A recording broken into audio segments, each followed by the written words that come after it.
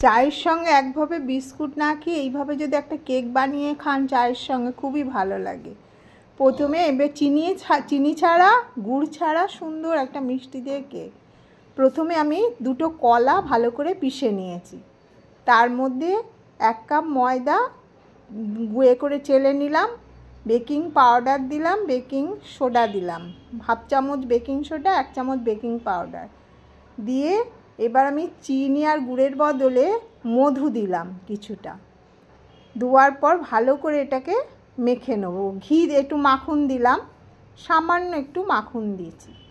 এভাবে মেখে নেওয়ার পর নারকেল কুড়ো রেখেছিলাম, নারকেল কুড়োটা দিলাম ব্যাটারের মধ্যে। এবার একটু শক্ত ডো করে নেব, বেশি নরম করব না, যেমন কেকের ব্যাটার হয় ওইভাবে করব না।